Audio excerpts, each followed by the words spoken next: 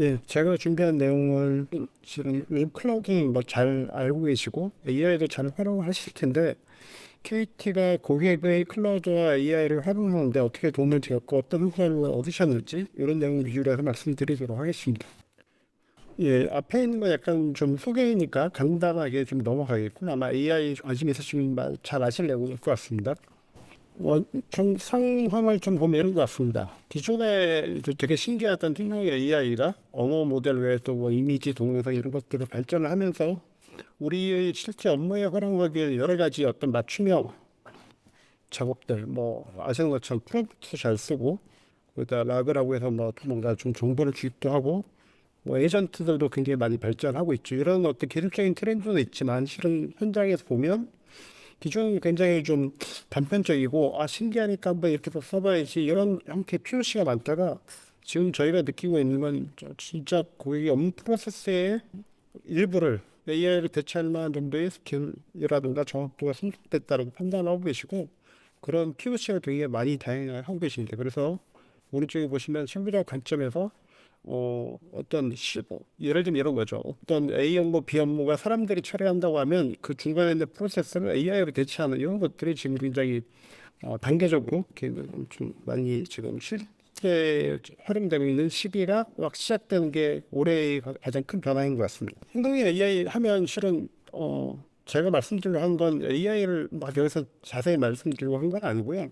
비용이 굉장히 많이 든다고 생각을 하세요. 비용이 많이 들게 되는 이유는 예전에 AI가 신기하지만 생성의 AI죠. 신기하지만 뭔가 좀 어이없는 실수도 많이 했다는 거죠. 그러다 보니까 저런 어이없는 것들을 고치기 위해서 사업자들이 그때 막 GPU도 많이 넣어야 되고 뭔가 튜닝도 해야 되고 이러면서 그때는 POC 한 방 할 때 막 10억, 20억씩 들어갔습니다. 이게 이제 작년까지도 그런 것들이 많이 있었어요. 그럼에도 불구하고 지금 다시 보면 AI, LLM 모델 자체도 굉장히 성능이 좋아질 뿐만 아니라 활용할 수 있는 옵션들이 굉장히 많이 있습니다. 이런 것들을 잘 쓰게 되면 굳이 특별한 경우에 구축을 하고 튜닝을 하지 않더라도 실은 충분히 성능이 뭐 저희 업무에 쓸 만큼 성능이 잘 올라오는 것 같습니다. 물론 이제 저 자체도 여러 가지 기법들이 있고 발전합니다만 파인 튜닝에 비해서 훨씬 더 저렴하고 훨씬 더 성능이 잘 낼 수 있는 여러 가지 방법들이 나오고 있고 이런 것들은 아마 관심 있으시면 그 내용도 좀 많이 익숙하실 거고 요즘 트렌드들 특히 이제 에이전틱 AI라고 해서 에이전트 기반의 어떤 것들이 되게 좀 발전하고 있는 이런 상황이 되겠습니다. 뒤에 몇 가지 좀 샘플을 말씀드리려고 하는데요. 제가 이거 오늘 이 자리에서 이런 것들이 어떤 내용이다 설명드리려고 하는 의도는 아니고요. 음, 이런 간단한 기법만으로도 충분히 성능이 잘 나올 수 있다. 이런 것들을 이해하면 좋겠다는 겁니다. 아시는 것처럼 최근에 있는 LLM 모델 자체가 커지고 그리고 학습도 많이 하지만 오히려 답변을 생성할 때 추론을 하는 이런 영역들이 굉장히 강해지고 있죠. 그게 이제 뭐 아시는 것처럼 딥시크 R1 이런 버전들이 그 후단의 프로세싱을 굉장히 강하게 하다 보니 프롬프트를 잘 써주는 것만으로도 그 리저닝을 할 때 뭐 도움을 많이 주는 거죠. 사람이 내가 원하는 업무에 대한 어떤 결과를 내기 위해서 이런 식으로 생각을 해줘. 예시를 들어서 이런 식으로 답을 내줘. 고전적인 얘기입니다만 뭐 큐샷이라고 하는 프롬프트 기술도 있고 뭐 굉장히 단순한 얘기죠. COT라고 해서 답을 만들 때 단계적으로 차근차근 생각해서 말해줘. 이런 것들이 지금 이제 다 내재는 됐다는 겁니다. 그래서 이런 것들은 실은 프롬프트를 잘 배우시면 하면 부가 비용 없이도 잘 될 수 있는 영역이 되겠죠. 라그라고 하는 검색 증강 생성이라는 기법도 굉장히 뭐 많이 아시는 내용인 것 같습니다. 프롬프트에다 넣을 수 있는 텍스트 크기가 충분히 커지니까 거기다가 LLM들이 잘 모르는 지식을 같이 밀어 넣어가지고 그걸 기준으로 답을 만들어 주니까 인컨텍스트 러닝이라고도 하고 LLM 모델 자체를 바꾸지 않더라도 내용형 답변을 할 수 있는 이런 이제 모델이 되겠습니다. 이제 관련 문서를 무한히 많이 넣어주고 사전을 넣어주면 좋은데 우리 회사 법규나 내규를 다 넣어주면 좋은데 LLM 모델 한 번에 받아들일 수 있는 어떤 사이즈의 한계가 있다 보니 잘 쪼개줘야 되는 게 관건이 있었죠. 그래서 저걸 어떻게 관련 문서 고객 지식에서 관련 문서를 잘 쪼개줄 것이냐 답을 내기 가장 적합한 문서를 어떻게 획득할 것이고 찾아낼 것이냐 리트리빙 할 것이냐 그리고 여러 가지 결과가 나왔을 때 어떤 식의 우선순위를 가지고 그 답을 만들 때 참조를 할 것인가 이런 기법들이 이제 많이 나왔던 것이고 이런 것들도 이제 작년도 굉장히 많이 프로젝트 활성화됐다 이런 얘기입니다. 물론 지금도 많이 유효한 상황이 되겠죠. 이런 것도 어떤 앞단에 있는 이런 문서에 대한 처리가 좀 주가 되겠고 이것도 물론 비용이 들겠지만 역시 또 상대적으로 굉장히 저렴한 이런 프로젝트로 많이 진행했던 것 같습니다. 그리고 이제 가장 이제 핫한 영역인 것 같아요. 이건 뭐 가장 지금 뭐 LLM 모델 자체도 빠르지만 에이전트가 가장 빠르게 발전하고 있는 영역인 것 같습니다. LLM 모델이 실은 되게 신비한 영역인데 어떤 방에 보면 서로 생각하는 것처럼 느껴지기도 하지 않습니까? 그러다 보니까 LLM 모델에다가 좋은 프롬프트를 넣고 거기에다가 어떤 통제할 수 있는 여러 가지 프로그래밍을 같이 넣어주면 마치 에이전트가 생각한 결과에 따라서 적절한 도구를 선택하고 그리고 거기에 대해서 결과를 내서 관찰을 해보고 이게 원하는 답이 맞았으면 결과를 내고 그렇지 않으면 다시 다른 도구를 선택하고 그리고 정말 이제 우리가 흔히 얘기하는 에이전트 기사처럼 동작을 하는 것이죠. 여기서 이제 도구를 잘 쓰게 하는 게 예전에 이제 펑션 같은 개념이 있었고 이게 MCT로 발전했고 특정 에이전트가 잘하는 영역이 있으면 에이전트가 상호 소통을 위해서 HA 이런 것들이 발전하고 있는 거죠. 사실 뭐 많이 요즘에 나오는 얘기인 것 같습니다. 그리고 예시를 들어보면 오른쪽에 있는 것처럼 리액트라고 해서 에이전트의 좀 고질적인 부분인데 거대한 도큐멘트 두 개가 있는데 이걸 한 번에 다 밀어넣을 수 없다 보니까 LLM 모델 입장에서 이거를 한 단계를 답을 내기 위해서 한 도큐멘트를 잘 선택해서 찾아보고 두 번째 도큐멘트는 이제 여기다 이제 제가 PDF로 테스트를 했는데 URL 같은 걸 넣어주면 앞에서 생각하고 얻은 정보를 가지고 두 번째 뒤에 있는 정보를 다시 획득해서 답을 내주는 이런 것들이 똑똑하게 이루어지는 이런 사례라고 보시면 되겠습니다. 예, 이것도 이제 고객사의 프로젝트 POC를 하면서 테스트를 했던 내용으로 한번 샘플을 넣어봤습니다.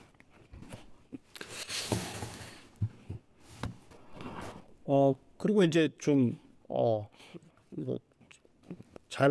되게 어려운 영역인 것 같아요. 그 예전에 LLM 모델 자체가 좀 많이 부족하다 보니까 새로운 어떤 질문과 답을 넣어서 뭐 이렇게 학습을 자체를 다시 한번 추가를 시키는데 원래 모델을 망가뜨리지 않기 위해서 오른쪽에다가 어댑터 같은 걸 넣어가지고 답을 생성할 때 양쪽에 있는 지식들을 같이 합쳐서 만든 이런 방식들이 많이 썼던 모델이 되겠습니다. 예전에 LLM 모델 자체가 파라미터의 수가 크지 않다 보니까 이런 것들을 넣어서 추가적인 지식을 좀 이렇게 주입한 방식이었는데요.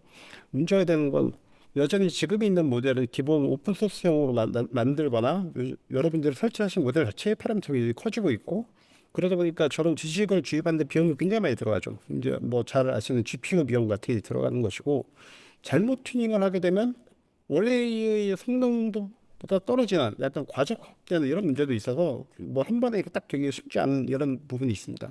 그럼에도 불구하고 아주 새로운 도메인의 지식이라든가 어휘들 이런 영역들에 대한 좀 더 유연 방식이지만 일반적으로 대부분의 문제 해결은 똑똑한 LLM을 앞에 두고 앞에서 말씀드린 프롬프트라든가 아니면 라그라든가 아니면 에이전트 이런 것들을 써서 프로젝트 하는 게 좀 일반적인 사양이 되겠습니다. 그래서 저 앞에서 왜 저거를 다시 한번 말씀을 드렸냐면 예전엔 POC가 굉장히 비용이 비쌌는데 지금은 간단한 POC에다가 LLM 모델 자체가 이제 퍼블릭에 나와 있는 챗GPT라든가 클로드 같은 걸 쓰게 되면 간단한 테스트만 해도 여러분들이 답을 얻을 수 있는지 없는지 정확도를 테스트를 할 수 있어요. 테스트를 하는 방법도 라그가 잘 됐는지 LLM이 답을 잘 냈는지 여러 가지 기법들에 대한 어떤 계량적인 지표를 얻을 수 있는 평가 방법도 많이 있고 뭐 추가적으로 이제 과연 신뢰할 만한 답을 낼 것인가 리스폰서블 AI 이런 개념들이 다 나오고 있다 보니까 이런 것들이 실제로 처음에 말씀드린 것처럼 업무 프로세스에 다 결합이 된다는 것입니다. 저희가 프로젝트 했던 것 중에서 좀 참고나 좀 그래도 한번 이건 재밌다라고 할 만한 것들 몇 가지 뽑아왔습니다. 이거는 이제 제조사이신데요. 제품 추천이라고 해서 저 렉슨반을 만드는 업체예요. 근데 예전에는 고객이 자기 벽에다가 저기 이제 물론 어떤 가게도 쓰지만 자기 집에 있는 특정 벽에다가 몇 단에 어떤 선반의 사이즈를 넣어가지고 내 어떤 맞춤형으로 인테리어를 만들겠다 이런 상담을 많이 받고 거기에 맞춰서 제품을 출하하는 이런 회사였습니다. 고객이 그럼 벽에다가 도면을 이제 굉장히 정확하게 맨 왼쪽에는 그림처럼 잘 안 보여서 좀 죄송합니다만 이렇게 몇 단으로 할 것이고 선반을 몇 개 놓을지 그림으로 그려서 채팅해서 보내주고 채팅 상담하고 채팅하는 겁니다. 그 상담하는 역할을 LLM 모델이 했던 것이고요. 여기에 들어갔던 게 아까 말씀드린 것처럼 프롬프트로 이 답을 내기 위해서 제품을 추천하기 위해서 어떤 것들을 고객과 확인을 해야 된다. 그리고 저런 것들을 하기 위해서 이미지도 인식을 해야 되고 멀티 모델로 채팅도 당연히 이해를 해야 되고 거기에 대해서 랜으로 주입된 제품 정보를 넣는 이런 형태의 프로젝트였습니다. 그래서 LLM 모델 자체는 전혀 건들 필요가 없었죠. 오른쪽에 보시면 재미있는 게 뭐냐면 저 흰색이 이제 고객이 상담하는 것이고요. 그리고 이제 저 하얀 글씨가 되고 그 파란색 고리 옆에 택이 돼 있는 게 이제 LLM 모델이 이제 얘기를 해주는 건데요. 선반을 규격을 만들려면 높이나 넓이나 그 폭 안으로서의 깊이 이런 것들을 다 확인해야 되지 않습니까? 그런 것들을 사람이 하는 것좀 되물어봅니다. 아니면 궁금해하는 것들을 추천을 해줘요. 그러고 나면 최종적으로 당신에게 어떤 제품군에 어떤 사이즈 제품을 몇 개를 놓으세요 이런 식으로 답이 나가는 겁니다. 여기 의미는 실은 어떤 게 있었냐면 이 상담이 그 신입사원분들이 많이 와서 이제 상담을 하시는데 되게 좀 번거롭고 그리고 이제 약간 해외에도 수출하시다 보니까 24시간 상담을 하셔야 돼요. 그러니까 좀 근무 환경이 열악합니다. 그러니까 오래 근무를 많이 못 하시는 고민이 있었습니다. 그리고 기존에도 챗봇을 썼는데 챗봇으로 했을 때는 조금 눌러보고 답을 하시다가 바로 그냥 사람 보고 호출 이렇게 누르시는 거예요. 그래서 그 어떤 채팅을 하는 그 챗봇이 커버할 수 있는 영역이 20-30%도 안 되셨어요. 그런데 이거를 테스트를 하시고서 거의 사람이 응대하지 않고 완결되는 상담이 80% 이상 올라갔습니다. 그 정도로 LLM이 이런 대화를 통한 상담에는 굉장히 좀 특화된 영역이고 이런 것도 되게 유효한 영역으로 있어서 말씀을 드렸습니다. 두 번째는 이거는 좀 규모 있는 국내에 있는 좀 구지의 그 완성차의 이제 부품 회사인데요. 여기에는 어떤 고민이 있었냐면 부품을 정비소에서 차를 고칠 때 써야 되지 않습니까? 그렇게 되면 그 부품을 최종적으로 정비소에다 납품을 하고 딜리버리 해준 게 대리점들 있잖아요. 대리점이 정비소에서 전화를 주로 하시더라고요. 왜냐면 정비소 분들이 앱 같은 걸 별로 안 좋아하시더라고요. 그러니까 통화를 하세요. 그러면 저희가 뭘 해드린 거냐면 뭐합니다. 통화를 하는 내용을 실시간으로 그 음성 번역을 한 다음에 이 대화의 문맥을 이해하고 실제로 여기서 어떤 부품 주문이 필요한지를 캐치를 해서 시스템이 자동으로 주문해 주는 게 이 프로젝트의 목표입니다. 그런데 이거를 한 번에 하면 되게 비용이 비싸고 실패를 하니까 이거를 5년짜리 한 2년, 1년에 3단계 프로젝트로 하면서 아까 이제 업무 프로세스 이걸 녹이시는 거예요. 그리고 왼쪽에 있는 것처럼 대화를 보면 사투리도 많으시고 아니면 은어도 많으시고 심지어는 어떤 통화의 그 문맥을 보면 앞에 오전에 뭔가 대화가 있었던 것들도 있었어요. 그러니까 앞에 뭔가 통화를 했는데 뒤에 것도 주세요 뭐 이런 식으로 나오는 겁니다. LLM이 기존의 콘텍스트와 지금의 대화 그리고 자기 알고 레거 정보 이런 것들과 또 이제 저희가 일본 그 번역하는 사진도 잘 같이 밀어넣었습니다. 그러다 보니까 단순히 음성 번역보다 LLM이 어떤 지식의 측면에서 이 대화를 이해하니까 정말로 잘 이해를 하고 실제적으로 정확도가 90%를 좀 넘어갔습니다. 수치를 함부로 말씀 못 드리는데 굉장히 높은 수치가 왔는데 그 수치가 심지어는 어떤 거냐면 대리점에 있는 상담원이 전화 통화하면서 했을 때 오류가 나요. 잘못 들었거나 뭐 깜빡했거나 이럴 때 그것보다 높은 숫자가 나왔습니다. 그래서 이런 것들도 넥스트 프로젝트로 넘어가면서 이거를 전국으로 확산하는 것이고 이게 뭐냐면 이것도 약간 그런 부분이 있는데 대리점에서 이런 것들을 빨리 핸들링하고 부품을 오더를 내거나 그 회사를 오더를 내거나 아니면 밑으로 빨리 그 정비소로 보내줘야 되지 않습니까? 그런 업무에 대한 편차가 크다는 거예요. 그런 것들을 평준화시켜서 어시스트 모델로 들어갔다가 어느 순간이 되면 그런 업무를 전담을 시키는 이런 것들도 고민하고 있는 사례가 되겠습니다. 그 결과로 이제 대리점에 베니핏을 주고 어떤 전체적인 어떤 공급 체계를 활성화시키는 이런 여러 가지가 좀 섞여 있습니다. 그다음에 이제 공공사례인데 공공은 간단하게 넘어가겠습니다. 공공에 있는 데이터 중에서 대민 업무를 지원하는 데이터들은 퍼블릭에서도 서빙이 가능합니다. 공공 데이터 원래 좀 퍼블릭 클라우드 쓰기 어렵지 않습니까? 그래서 이제 공공의 대민의 공개된 데이터를 대상으로 해서 이제 여기다 이제 오늘 이제 MS 협력이다 보니까 여기 이제 MS 얘기가 좀 나오는데 MS가 오픈 AI를 제공하는 걸 애주 오픈 AI라고 해요.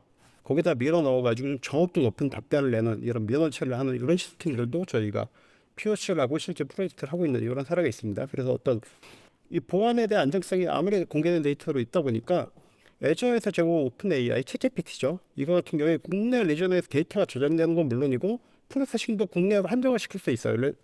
그래서 이제 그런 어떤 국내에서 처리하는 이런 요건들을 맞춰가지고 제공하는 이런 사례가 되겠습니다.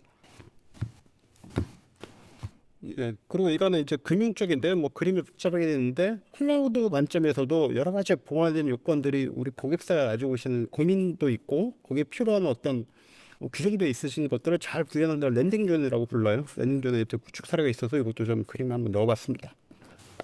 그래서 저희가 여러 사례 말씀드렸는데 혹시라도 좀 도움이 되실 궁금한 게 있으면 나중에 좀 연락을 주시면 좋겠고요. 좀 세부적으로 말씀드리겠습니다. 근데 이런 것들을 하실 때 좀 직접 하시기가 어려우신 것들을 굳이 뭐 열심히 공부를 하실 수도 있고 그런 인력들을 양성하시는 방향도 있으시겠지만 좀 업무에 대한 어떤 니즈라든가 목표에 대한 포커싱을 하시면 저희들이 이제 좀 도와드릴 수 있는 사업자로서 역할을 하려고 이제 말씀을 드립니다. MSP 사업자가 예전에 클라우드 잘 쓰게 해드렸지만 지금 AI에 대한 이런 어떻게 설계하고 구축하고 활용하고 실제 운영 단계에서 어떻게 계속 성능을 높일지 이런 것들을 다 해드리는 역할로 점점 발전하고 있습니다. 저희 KT가 아까도 이제 앞서서 이제 본부장님이 세션에 말씀 주셨지만 클라우드 관점에서 클라우드 전원 컨설팅, 구축, 매니지드 이런 것들이 있고 MS 애저도 있지만 실은 저희는 KT니까 저희 KT 클라우드를 저는 열심히 하고 있고 뭐 AWS도 가능하고 회선 역할 이런 것들이 다 믹스가 되어 있습니다. 이제 특이한 게 MS와 협력을 하다 보니 거기에 대해서 보안이 강화된 시큐어 퍼블릭 클라우드는 곧 이제 저희가 정식 어나운스를 할 거니까 그때 소개해드리고 오픈 AI를 애저상이라고 모집하는 애저 오픈 AI라는 모델이 있어요. 이게 클라우드의 특성을 좀 살리다 보니 아까 얘기했던 국내에서 처리된다거나 처리 품질을 보장해 준다거나 이런 특성이 있는 이런 것들을 가능합니다. 그리고 이제 마이크로소프트 365 뭐 많이 쓰시고 활용하고 계실 텐데 거기에 들어간 또 코파일럿 약간 좀 다른 영역이 지금 업무라든가 내부 커뮤니티에 대한 이런 AI를 좀 적용하는 이런 영역이 되겠습니다. 예, 3분 남아서 제가 3분 동안 먼저 하도록 하겠습니다. 애저 오픈 AI는 좀 클라우드의 어떤 특성, MS에서 이제 오픈 AI 해외를 통해서 공급한 모델이다 보니 클라우드 특성이 많이 나와 있는데요. 예를 들면은 애저에서 쓴 서비스 중 하나로 되고 아까도 잠깐 말씀드렸지만 품질이라든가 SLA 가이드라인이 있습니다. 그 오픈 AI는 아마 써보시면 아시겠지만 개인용이 아니라 엔터프라이즈 에디션을 하면 이게 데이터가 어디서 처리되는지를 보지는 하지는 않아요. 다만 이제 너희 고객의 데이터 우리가 함부로 쓰지 않겠다. 이 정도의 어떤 제공이 되는데 그런 것들이 아니라 아예 국내에서 처리되는 이런 강력한 어떤 거버넌스가 있는 특징이 있어서 아까 공공에서 쓸 수 있다 이 말씀드렸습니다. 그리고 이거는 쭉 나중에 아마 자료 발표될 걸 알고 있는데 딴 것보다도 오른쪽 위에 보시면 프로빈드 PTO라고 해서 아예 그냥 생성의 AI를 쓰게 되면 클라우드 쓰게 되면 특권 요금이 굉장히 많이 나와요. 근데 이건 아예 그냥 용량 자체를 리저브해서 쓰니까 용량을 아니 요금을 예상보다 많이 키워 오르게 하지 않고 제어할 수 있는 방식이 있고 특히 이제 저 PT 방식을 쓰게 되면 국내에서만 쓸 수 있는 이런 옵션들을 제공하는 이런 특성이 있습니다. 네, 오늘 실은 세션이 생각보다 시간이 좀 짧은 부분이 있어서 좀 개요적으로 설명을 드렸습니다. 아까 AI가 실제로 고객이 어떤 영역에서 어떤 사례가 있고 고객이 이런 것들 어떻게 도입하시는지를 좀 말씀드리고 싶었고요. 저희가 이제 원래는 좀 시간이 길면 짧은 게 좀 좋기도 한 것 같은데요. 뭐 이것저것 드릴 말씀은 많아요. 그런데 여기서 말씀드린 것처럼 아니면 앞에 세션 말씀드린 것처럼 저희 AEX 기술에 대해서 열심히 저희가 하고 있고 통신을 기반으로 해서 그래도 역량을 저희 KT가 MS로 공동 투자를 해서 많이 하고 있습니다. 이런 좀 기사화도 많이 되고 있고 거기다가 아시는 것처럼 KT의 어떤 통신 데이터 그리고 고객과 채널 무선 이런 다 가지고 있는 규모로서는 제일 크니까요. 그리고 IPTV를 통한 광고 이런 것들이 있어서 이런 경험들을 실은 저희가 여태까지는 잘 딜리버리라든 고객사에게 좀 도움을 못 드렸더니 이거 좀 잘 해보려고 열심히 노력을 하고 있습니다. 그러니까 궁금하시고 편하게 좀 말씀해 주시면 저희가 할 수 있는 부분 많이 도와드리고 앞에 있는 사례들도 좀 세부적으로 설명드릴 수 있도록 하겠습니다. 예, 그래서 마지막으로 저희가 클라우드 다 했지만 이제 생성의 AI에 대해서도 이런 어떤 도와드릴 수 있는 사업자로 이제 저희가 열심히 역할을 할 겁니다. 실은 뭐 제가 상당히 이런 세션하면 이런 얘기를 하는데 저희가 AX를 통해서 생성의 AI를 통해서 고객사에게 돈을 버는 게 실은 저희 회사의 목적이 아니라고 좀 말씀드려요. 실은 저희 통신 고객들이시지 않습니까? 대부분 그 고객들이 이런 AX라든가 클라우드 AI로 넘어갈 때 저희 고객들에게 더 도움을 드리고 그것들을 같이 성장을 하는 것이 저희 회사의 목표입니다. 그래서 언제든지 편하게 연락을 주시면 저희가 최대한 열심히 도와드리도록 하겠습니다. 예, 감사합니다.